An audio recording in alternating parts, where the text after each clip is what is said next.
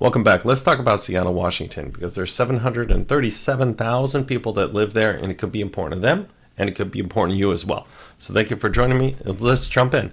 So if you're new to my channel, usually I cover the areas outside of the Seattle city limits, but today we're doing a deep dive into Seattle, the city of Seattle as a whole. Seattle is obviously located in the Pacific Northwest of Washington. It's right along the North Puget Sound, and it's kind of nooked between Lake Washington and as well as the Puget Sound area. It is just to the south of Everett and to the north of Tacoma. We generally call this the greater Seattle area, but we're looking at Seattle city limits. Because Seattle, SeaTac, and Bellevue, the east side kind of mushed together, we're only looking at Seattle today. Okay, and like I said, there's 737,000 people that live there. The employment rate's right around 71%. And household unit wise, there's just about 368,000 household units inside of Seattle, Washington. And that means that it's just below 2 it's just at 2 persons per household as an average. Education-wise, 67% of people have a bachelor's degree or higher inside of Seattle, Washington. And the median household income is $115,000. It also is the location of the fictitious TV show Frasier, which I absolutely love and adore. But if you didn't know this, Kelsey Grammer does not live in Seattle, Washington. It's more of an East Coast vibe, but I wanted to give you a pop culture reference for that.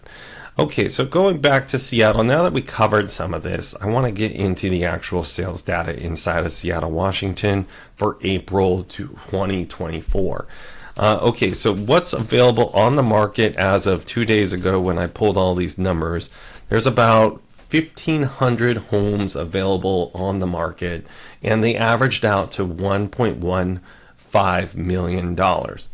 Also, what that looks at, it's roughly about a 60-day running average just for people to to actually accept an offer on the market. What that means is they've been on the market now for 59 days, and it's $1.15 million on average, and it's a 2.5 bedroom, 2 bath, just so you have an idea, and 1,700 square feet. Now what I did is I went through and I pulled all the numbers for the last 5 years. That's April 2020 through April 2024, and I put down an analysis of the actual data and the sales data, and I came up with an aggregate number, and I came up with the aggregate house. If you see me scrolling right now, that's because this is a very large document. There's just about 6,500 lines of data in here that I had to scrape from the MLS. All my numbers I use are from our local MLS, that's the Northwest MLS. This is publicly available information. And at the same time, I also use census data, and I use Investopedia for my interest rates.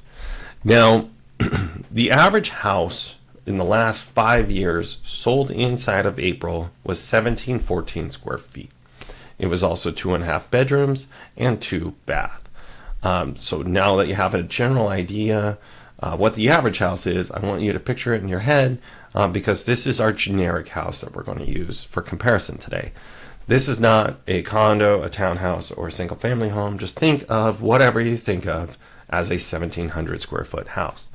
I use the numbers that are condos, townhouses, and single family because they all are roughly the same in my book. Now, in April 2020, we sold 742 units that were actually sold and completed inside of April. The average days on market was 19 days on market, and that average house, that 1,714 square feet, like I told you, with 2.5 beds and 2 bath, what it came out to was $911,000. Now, in 1 year, because of 2020, that was a little weird. Some stuff happened. There was a pandemic. But what we came up with was the prices increased in the next year to $961,000, and that's a 5% increase. But our sales volume almost doubled, and we had 1,365 homes were sold inside of the following April in 2021. Also, the days on market were 22 days on market. Now, April 2020 was a little weird because we had lockdown orders, but people were still buying houses and we were doing digital tours at that time. Now, in 2022, this is when we get a little bit regular, but the market was still taking off. There was 1,192 homes that were sold inside of April 2022, and the average days on market were 12 days on market.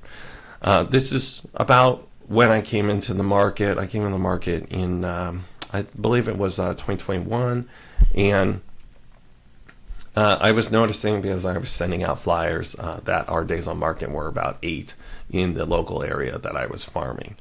But like I said, there was 1,192 homes that were sold inside of April 2022 and 12 days on market, and the prices increased by about $120,000, and the average home cost at that time, again, that 1714 square feet, $1,080,000.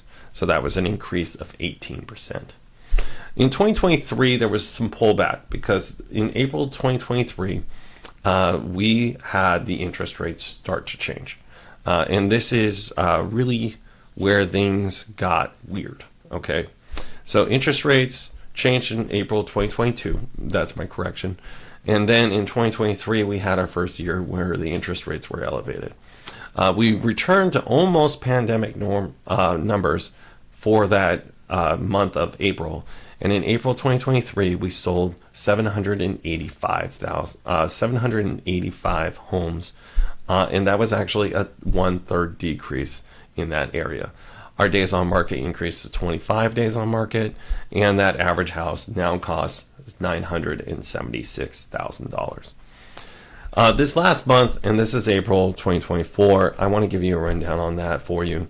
But our last month of April 2024, the sales are still low, and it was 837 homes were sold, 22 days on market, but we had an increase of about 6% of our average cost, and our average cost actually went to $1,034,000. It sounds like a lot of numbers, but why I'm doing this is because I want to give you an idea of what things cost, and now I'm going to give you a comparison of what things cost versus rent. Because if you came to me and you say, hey, Victor, I want to buy this, or I want to rent this, or I want to rent it out, it's going to be a little bit different. So let's jump into that right now. Okay, so if you were to rent this house, this average house, it would be roughly $4,500 a month. Now, if you were to buy it today with today's numbers and 20% down, what it would roughly, not 20% down, it was about 10% down. What you would get is roughly a mortgage payment of $6,400, and that is before your taxes, your insurance, your special assessments, and any HOAs. So what that really means for you is it is more affordable to rent right now than it is to buy, but you don't have any equity built. I'm going to do a follow-up video next week, and what it is, it's going to be about the amortization schedule and what you're actually buying. But I want to give you a quick rundown of the rents versus buy, because if you're looking to sell your house and you bought it and you have, a $900 million house and you want to turn around and rent it out, more than likely you're not able to cover your mortgage with your rent because the rents don't support it. Because even if you do get something that is exactly your mortgage payment, your vacancies are going to cut into that. So I don't want to get too technical on that, but I want to tell you that it is more affordable right now for people to actually rent these single family homes than to actually buy them. And that includes the condos and the townhouses also, because those are the people that are going to buy the next home, are the people that are actually renting out those houses. The people that are renting out apartments typically don't do that. They move up one and then they move into a house. So I want to give you a quick rundown of that. Really appreciate you guys for joining me. As always, you can get a hold of me right here. This is my information. I'd love to work with you. I'm a real estate agent in the Seattle area, and I'm available for hire. I can work for you, and I can advise you. If you have any questions, just reach out to me right here. And as always, it was lovely working with you today, and I hope you have a fantastic day.